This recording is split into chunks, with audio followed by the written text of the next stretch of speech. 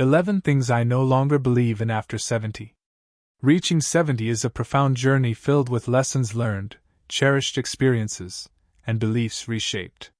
With decades of life behind us, it's natural to look back and realize that some things we held as truths in our youth no longer hold the same weight. Life at this stage isn't about regrets but about clarity, letting go of what no longer serves us and embracing what truly matters. If you enjoyed this video, give it a thumbs up. Don't forget to subscribe and turn on notifications so you never miss an update. 1. The need to please everyone. For much of my life, I wore the mask of a people pleaser. I sought approval in every interaction, molded my choices to fit others' expectations, and found myself apologizing even when I wasn't at fault. At the time, I thought this was kindness, a virtue worth nurturing. But as the years passed, I began to see the cost of constantly seeking validation, the slow erosion of my own desires, my voice, and my identity. At 70, I now understand that living for others' approval is like chasing the horizon. No matter how far you run, it's always out of reach. People's opinions shift like the wind, and trying to satisfy everyone only leaves you drained and unfulfilled. The truth is, you'll never be enough for everyone, and that's okay. I've learned that true connection doesn't come from bending myself into shapes that please others. It comes from authenticity, showing up as I am, flaws and all, and allowing those who value me for who I truly am to stay in my life. The people who matter, those who love you deeply, don't need you to be perfect or selfless to the point of self-sacrifice. They just need you to be real. At this stage in life, I focus on pleasing the person who matters most, myself. This doesn't mean I've stopped caring about others, it means I've stopped betraying myself in the process. I give where I can, love deeply, and share generously, but only from a place of abundance, not obligation. The peace I feel now is a gift I wish I had understood decades ago. The freedom to let go of the impossible task of pleasing everyone is one of the greatest rewards of getting older. 2. Perfection as a goal. In my youth, perfection was the North Star that guided me, a constant, unreachable standard I felt compelled to chase. I believed there was a perfect way to live, love, and succeed, whether it was keeping an immaculate home, raising ideal children, or presenting myself in a way that left no room for judgment. I thought perfection was not only achievable but necessary. But over the years, life has taught me that perfection is not only unattainable, it's an illusion. No matter how hard you strive, the perfect image is always shattered by reality. Life is messy, unpredictable, and beautifully imperfect. The moments I cherish most aren't the ones where everything went according to plan, but the ones where imperfection brought unexpected joy. A burnt birthday cake that became a family joke, a trip derailed by rain that turned into a cozy day of stories and laughter. At 70, I've let go of the belief that life needs to be flawless to be fulfilling. In fact, I've come to see that it's the imperfections, the cracks in the veneer, that make life richer. They allow for vulnerability, growth, and connection. When we stop hiding our flaws and start embracing them, we create space for others to do the same, and in that space, we find the real beauty of life. Perfection, I've realized, is not a standard to reach but a prison that keeps us from living fully. It stops us from trying new things for fear of failure, from expressing ourselves for fear of judgment, and from taking risks out of fear of falling short. Letting go of perfection has been like laying down a heavy burden I didn't know I was carrying. Now I aim not for perfection but for presence, to show up in life as I am, embrace the mess, and find joy in the unexpected. If I could speak to my younger self, I'd tell her this: perfection is a lie, and chasing it will only leave you exhausted. Instead, aim to live authentically, love fiercely, make mistakes, and savor the imperfect moments. They're the ones that truly matter. 3. Material wealth equals happiness. For much of my life, I bought into the idea that material wealth was a gateway to happiness. The bigger house, the newer car, the designer clothes, all of it seemed to promise a life of fulfillment and status. I worked hard, spent harder, and measured success by the things I could accumulate. Each purchase came with a fleeting sense of joy, but it never lasted. The happiness I thought I was chasing always felt just out of reach, like a mirage in the desert. Now, at 70, I understand the lie hidden in that belief. Material wealth might bring convenience and comfort, but it doesn't bring meaning or connection. A spacious house is empty without love. A sleek car feels hollow without someone to share the journey. The things we own can never fill the spaces in our hearts that long for companionship, purpose, and peace. Looking back, I find that my most treasured memories have nothing to do with money. The laughter of my children echoing through a modest home, a road trip with friends in a car that had more dents than seats, the way a simple meal shared with those I love tastes richer than any feast in the finest restaurant. These are the moments that have stayed with me, far outlasting any material possession. At this stage of life, I value experiences over things, relationships over possessions, and time over money. The pursuit of material wealth often comes at the cost of what truly matters: our health, our relationships, and our joy. I've seen too many people work themselves to the bone for wealth they never get to enjoy, only to realize too late that they were rich in money but poor in life. Happiness, I've learned, isn't something you can buy. It's found in the quiet moments of gratitude, the love we give and receive, and the peace that comes from knowing we've lived a life true to our values. At 70, I no longer chase material things. Instead, I seek the wealth of a life well lived, time with loved ones, memories that warm the soul, and the kind of contentment money can't buy. 4. Shoulds and social expectations. For decades, my life was guided by an invisible script of shoulds. I should go to college, build a career, get married, have children, and live a life that checked all the boxes of societal approval. I should say yes when asked for help, even when my plate was already full. I should smile even when I was hurting. I should follow the well-trodden path because that's what everyone expected of me, and I did. I followed the script, met the expectations, and lived the life I thought I should. But somewhere along the way, I lost sight of the most important question: what do I want? What makes me happy? At 70, I've finally stopped letting the shoulds dictate my choices. I've come to see them for what they are: social constructs, often arbitrary and outdated, that don't account for the individuality of a person's heart and soul. The shoulds may work for some, but they aren't a one-size-fits-all blueprint for a meaningful life. I've also realized that the people who impose these expectations, whether intentionally or unconsciously, are not the ones who have to live with the consequences. I spent too many years saying yes out of obligation, only to feel resentment and exhaustion. Now I say yes only when it aligns with my values and my joy, and when I say no, I do so without guilt. At this stage of life, I no longer measure my worth by how well I meet others' expectations. Instead, I measure it by how true I am to myself. I've given myself permission to rewrite the script, to pursue the things that bring me happiness and fulfillment, even if they don't fit the mold. Whether it's traveling instead of settling down, taking up painting instead of something practical, or simply saying no to things that drain me, I live my life for myself now. The freedom to let go of the shoulds has been one of the greatest gifts of growing older. It's given me the courage to live authentically, to choose boldly, and to embrace the beauty of a life lived on my own terms. At 70, I no longer believe in the weight of societal expectations.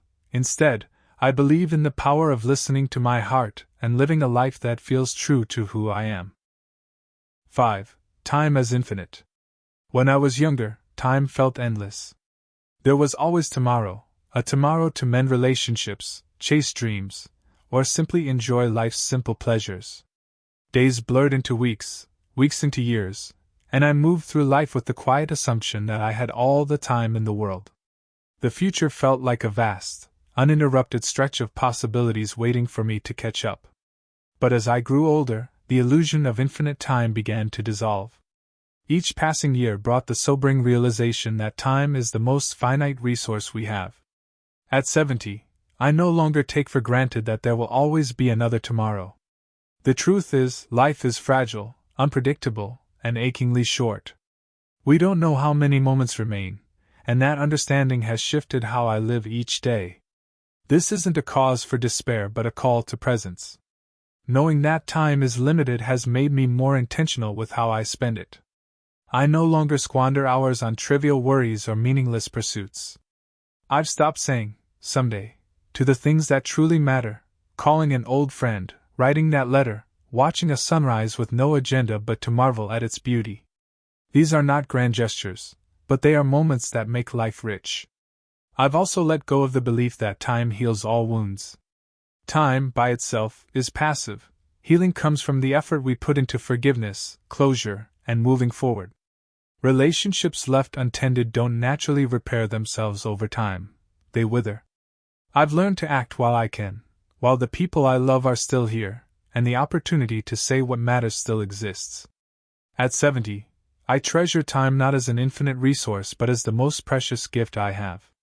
I no longer waste it on grudges, regrets, or the things that don't bring me joy.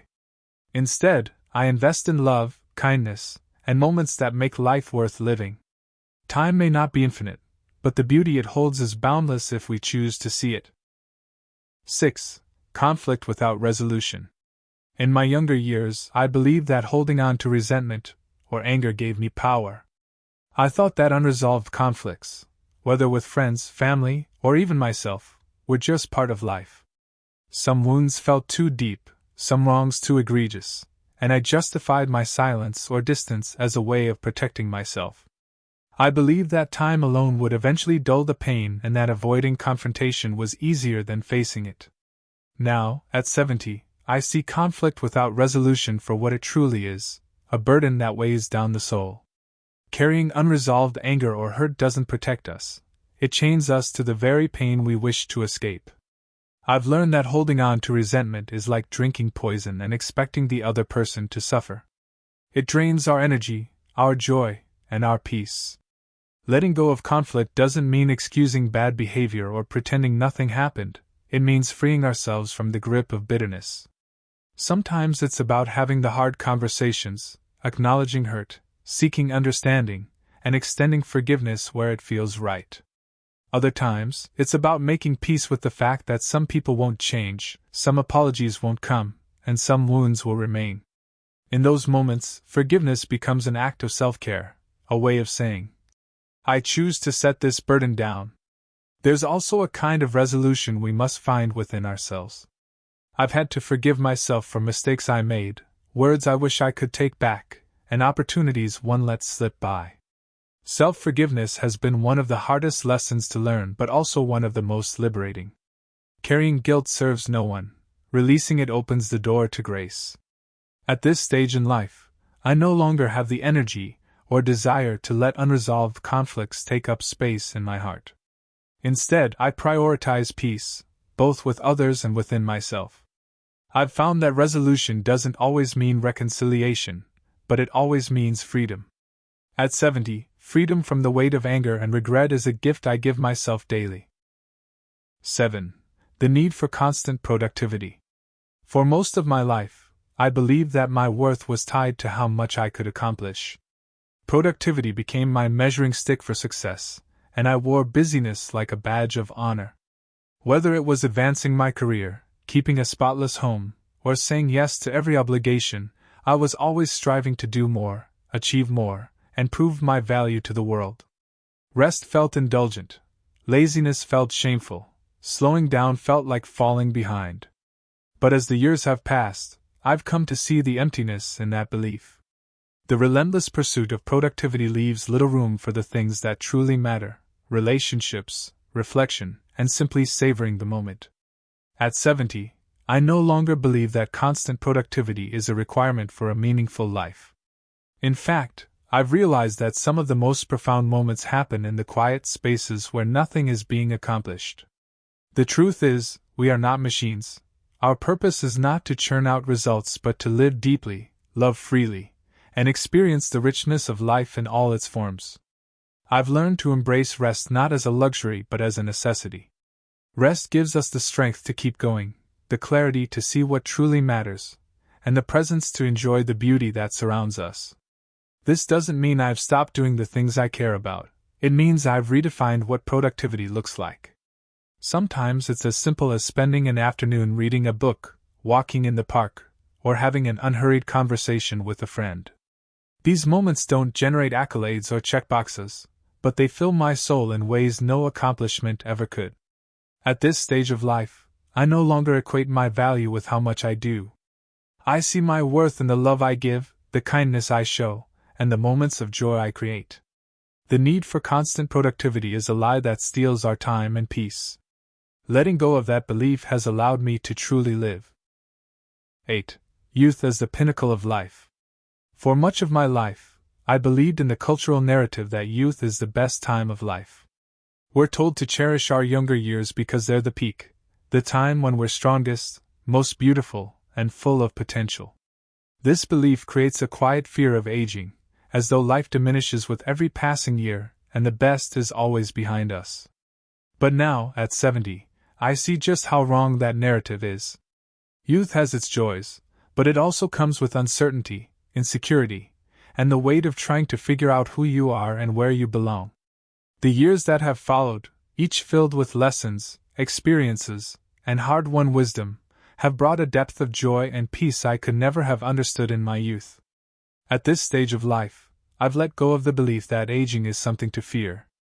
I no longer see wrinkles and gray hair as signs of decline but as markers of a life lived fully. Each line tells a story. Each silver strand is a testament to the years I've endured and the love I've given and received. Growing older isn't a loss, it's a privilege denied to many. Every year, every moment is a gift. There's a confidence that comes with age, a freedom from the insecurities that once held me back. I no longer feel the need to prove myself to anyone. I no longer obsess over appearances or chase after the fleeting approval of others. Instead, I focus on what truly matters: connection, gratitude, and leaving the world a little better than I found it. Youth is not the pinnacle of life, it's just one chapter. At 70, I see the richness in the chapters that follow, the way they weave together into a story that is uniquely mine.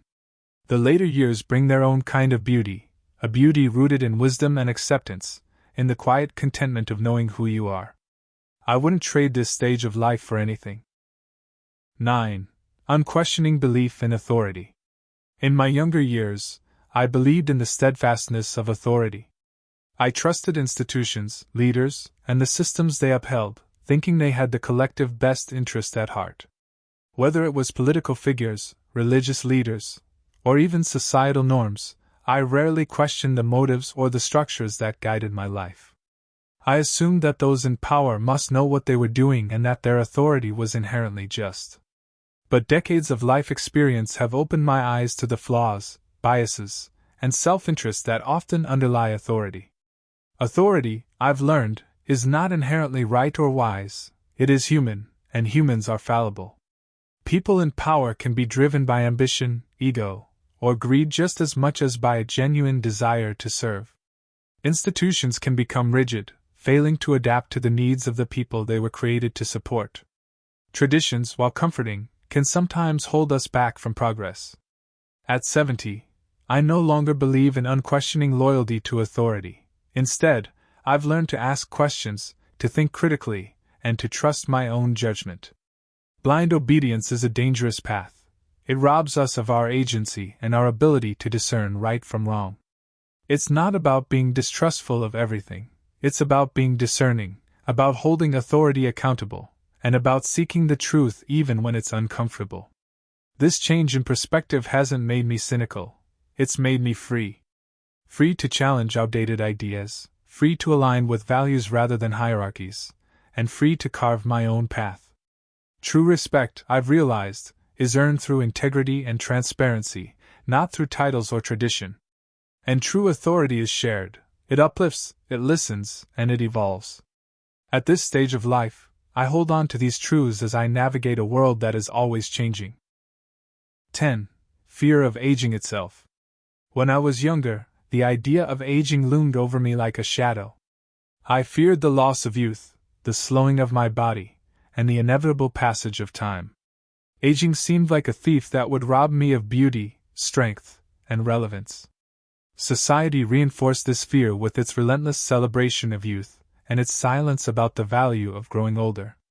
I watched others try to resist aging with creams, surgeries, and desperate attempts to cling to their younger selves. I thought I might have to fight that same battle. But now, at 70, I no longer fear aging. Instead, I see it as a natural, even beautiful, part of life.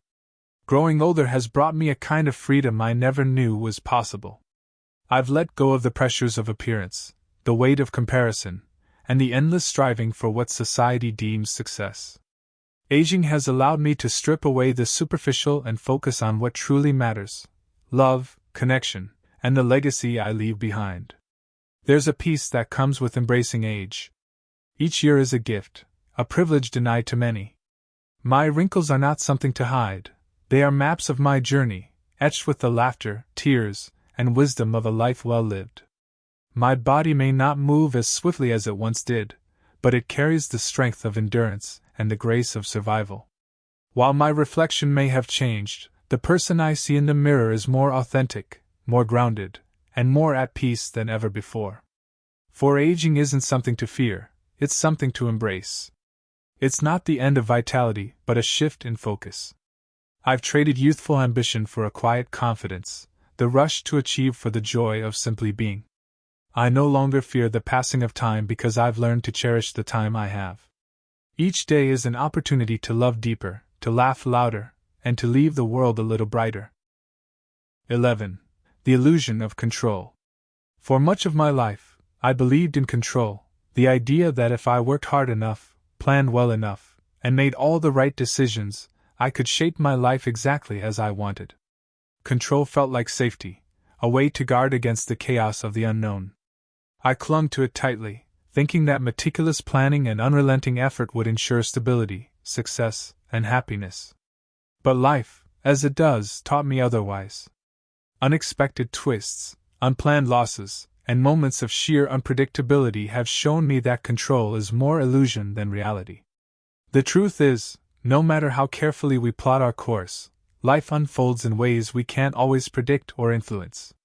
Loved ones leave too soon, plans fall apart, and the world shifts in ways we never imagined. At 70, I no longer believe in the illusion of control. Instead, I've embraced acceptance, a quiet, steady acknowledgement that life is as much about adapting to the unexpected as it is about pursuing our goals.